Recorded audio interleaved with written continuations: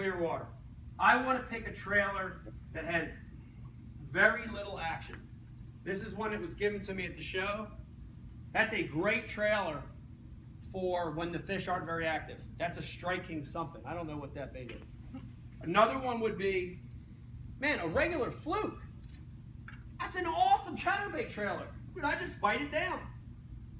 I just rip me about an inch of it off of there.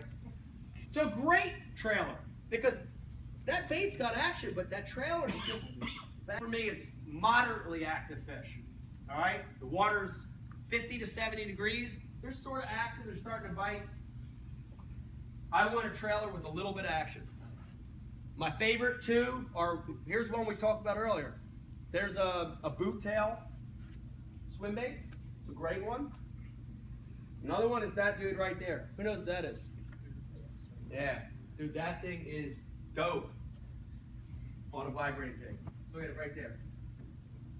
And when I fish this thing on a vibrating jig, that's exactly how I rig it. Look at this. Hold on. That's exactly how I rig it. Peel this one off here and show you.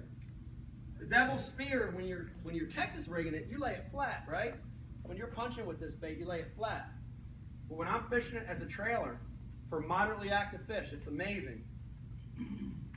I rig it sideways. Look at that. Look at the bait fish profile on that thing. Look at that. And it's got those, look up on that screen. It's got those serrated cut tails. Anybody fish at Lake Fork Magic Shad? It's all like that. Serrated. And as that chatterbait comes through, that tail's in the back. Like that.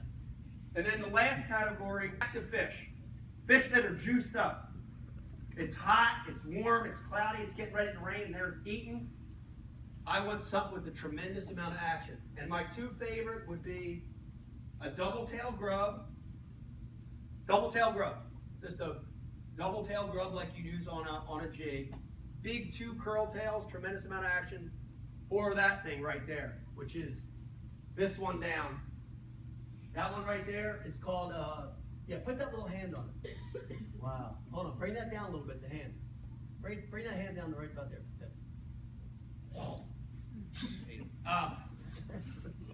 Havoc subwoofer is another good one. It's got a big cut tail on it, and that throws out a tremendous amount of big vibration. Roll trailers match the activity level of fish in your trailer. Go to the next slide. Equipment. Oh man, this is a good one. You know what I'm talking about, guy? And so whatever rod you pick, I gave you a range here. I like a rod that's 6.5 foot to 7.5 foot long. But here's what I want you to remember in a chatterbait, in a vibration jig.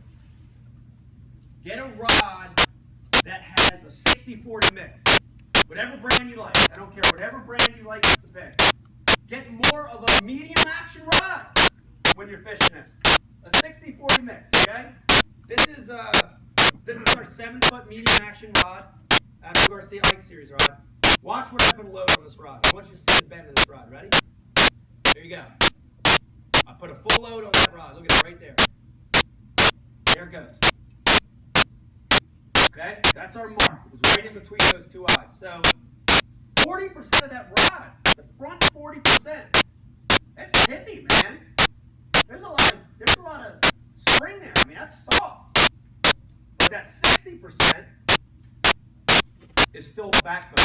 It's ass, right? Because at the end of the day, we do have a single hook there, right? We've got a big single hook. We want that 60%, but to drive that home in the fish's mouth. But man, that 40% tip, I thought it was jig fishing, right? Looks like a jig. I rigged it on a 7.5 foot heavy action casting rod with braid. And I throw it out there, open water, nothing, get nothing. Finally, I throw it out there by a stump. I roll by the stump, and all of a sudden it goes boom. And I go, God, you sucker. And I miss it. Chicken hook. Good, man. What's going on? Remember, heavy action rod, braided line, heavy action rod, braided line.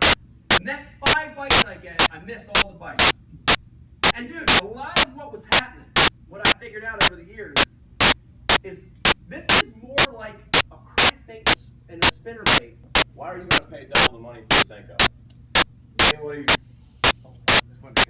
Many guys actually fish the Yamamoto Senko, or they just fish different ones, trying to say, okay, what's different about the Senko is, like I said earlier, he found a way to get the salt evenly distributed across the plastic.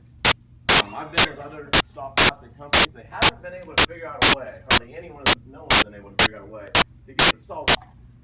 I've used the Senko on Falcon, flipping into the big trees.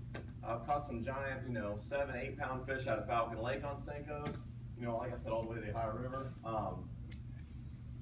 Whenever you get into water clarity with a Senko, mild stained water is about the cutoff with it. I don't like fishing a Senko in muddy water. That's its limitation. It's such a visual bait. A fish has to see it. It's not bulky. It's not like a tube.